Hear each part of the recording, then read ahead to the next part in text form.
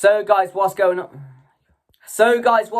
Welcome back to the channel and welcome back to a new video. So tomorrow night it's back to Europa League action as Manchester United will be taking on Porto in Portugal in what is set to be our most difficult game of this Europa League section, league phase, group stage, whatever you want to call it this year, as Manchester United had the chance to pick up our first 3 points of this Europa League season after suffering a big disappointment in the first one, of course drawing to FC 20. And I'm not looking forward to tomorrow's game. I'm really not. After recent results, I don't think anyone can blame me. I think a lot of you guys are not confident for it, aren't looking forward to it as well. But we have to back the boys. And I'm here to preview the game for you. So if you guys do want to enjoy this one, like the video for me, that would be greatly appreciated. Please make sure to share the video and subscribe. And also comment your thoughts down below and your score predictions as well. I'm very intrigued and very interested to see how you guys are feeling going into this one. So I'll be looking forward to seeing your comments later on today. But let's get into it, guys, because this week is a massive week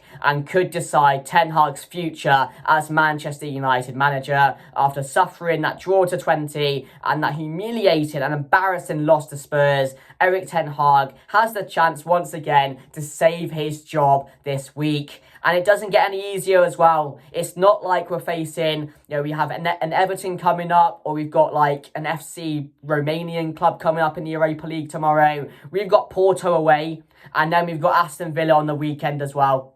And really, I don't see Manchester United winning either of those games. And it's sad, isn't it, that I'm not confident going into a game against Porto. And it's not a top Porto side anymore. They're average at best. But to say I'm not looking forward to this game, and to say that I don't believe this Manchester United team can go to Porto and get a result, just shows where we are and shows how low the confidence levels are in this Manchester United team to go there and get a result. But for me, these next 2 games are also about the players as well. It's not just about the manager. The manager can do everything he can get them ready, he can prepare the team like he's never prepared them before, he can get them so ready for it, but the players have to want to play for the manager. They have to go out there and want to win. They have to go out there and get the result tomorrow. And I don't think right now they're capable of doing that. Hostile crowd against Porto, they're going to be up for it. And this Manchester United team are not, they're not a team which on a one-off game can win these type of games. They're a confident side. They need results behind them. They need the manager's backing. And they also, in themselves, need to believe in what the manager's putting them out there for. And I don't think they do at the moment. But the only thing we have going into the game is that Ten Hag has been in this position multiple times before, where his job's been on the line and he's always saved his job. He's always saved his job. But what I want to say is, how many times has he been in these positions? That's a challenging thing for me. That's the thing which basically tells me he isn't fit for this job anymore. Because it's not sustainable. You can't put yourself in these positions, save your job this week, go on for a few months of having a few good results, getting yourself the backing back. And then once again, in a couple of months' time, we're going to be back in the same position. Like, what? It doesn't benefit us, Erik Ten Hag winning these games and then keeping the job. I don't think he does anymore. I'm at an all-time low now. I don't have the backing of this manager. I don't. Or I don't back him anymore, I mean. I don't need to back him from him, do I? But yeah, I don't back this manager anymore. I really don't. Because I'm watching teams like Ipswich, other teams low in the league, Everton, and I can see they've got a clear idea. I can see what they're trying to do on the pitch. They have a clear plan. They know what they're doing. They believe in their manager. And I'm watching Manchester United week in, week out. I have no idea what our plan is.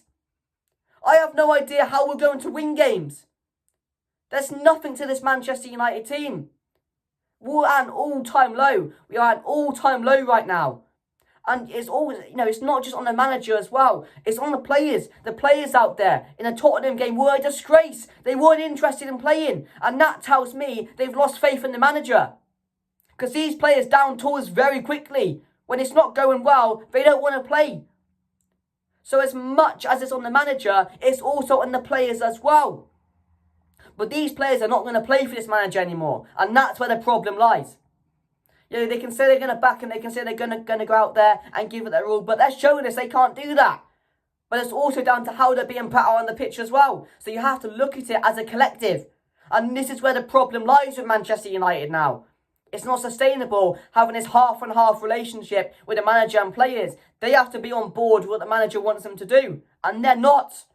And all the leaks are coming out now. And we're going to talk about these leaks in the Aston Villa preview. Because I want that to be a big video. And that could be Ten Hag's last game. Yeah, bloody hell. This could be Ten Hag's last game. Because if we don't go and get a result to Porto, there's no chance we're going to go to Villa and get a result, is there? Like, this week could be the death of Ten Hag. It really, really could be. I love the guy. I want to back Ten Hag. I want him to succeed. Because the manager's out there. I don't want a Gareth Southgate. I don't want a Graham Potter. I want this guy to succeed. But he doesn't help himself. He doesn't. What he comes out and says is a load of bollocks every time. There's not a clear plan on the pitch. The players aren't backing him. Like, it's a recipe for failure. That's what it is with this club at the moment. A recipe for failure. And that's how sad it is now. But yeah, a massive, massive week coming up for Manchester United. But I'm praying. I'm praying right now. Look, I'm praying. I am praying to the Lord we win this game tomorrow. Because I don't want to lose to Porto. I don't. But do you know what I would do? I'll put my team on the screen now for you guys to see it, yeah? It should be around here. If not, there'll be a cut in a minute and you'll be able to see the team. But what I would do, guys, is I would send out the exact same team that got embarrassed and humiliated. And I would go and say to them, make this right. That's what I would do. Because that's what they should do. And that's what Eric Ten Hag should do. Don't drop these players. Send them out there and say, make this right. Not for me. Don't just do it for me. Do it for these fans who like to watch the game. Do it for the fans that pay their money to watch that Spurs game. And half of them probably left at half time. Go and do it for them. But certainly do it for yourself as well. Because each and every one of you have a question mark to answer. Because it's the same old shit. And of course we do know that Bruno Fernandes got overturned from his red card, so he's available to play now. That doesn't matter though. Because he's been shit this season. So what does that matter having Bruno Fernandes back? I'm not jumping up for joy with that. I want to give Mason Mount another chance. Because this Bruno thing ain't working. This Bruno situation ain't working right now. But there's also 5 or 6 other things that aren't working right now. And that's where the problem lies as well. But yeah, you'll see the team now, guys, on the screen.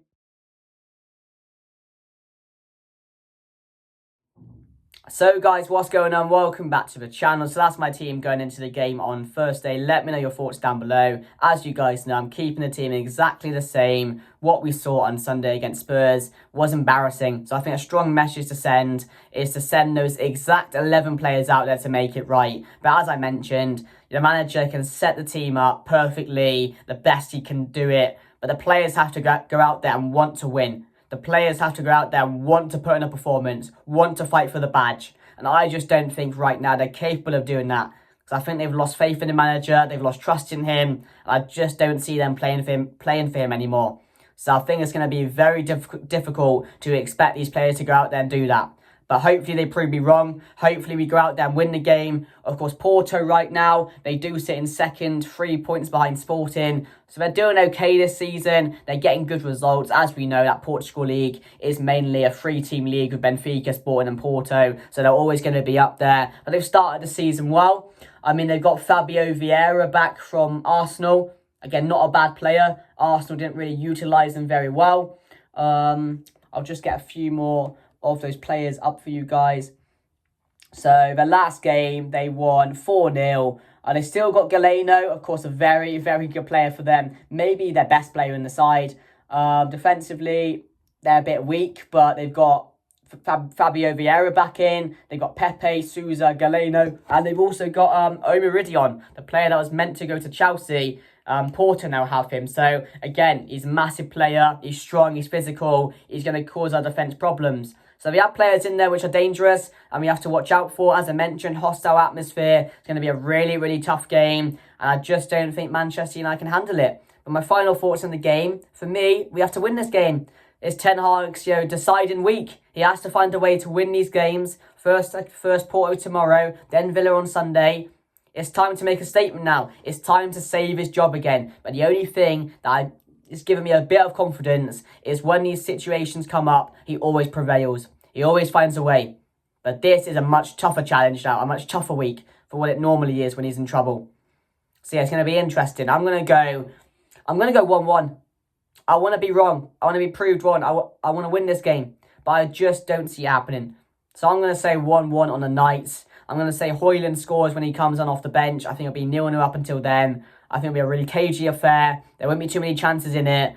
But Manchester United have to start on the front foot. We have to control this game, unlike we did on Sunday. So yeah, that's my final thoughts going into the game. I'm just praying we win. I am praying we find a way to win. For Ten Hag, for these players. And I'm hoping they go out there and put in a big performance. Because it's needed. So yeah, guys, like, comment, and subscribe. And I'll see you guys later. Goodbye.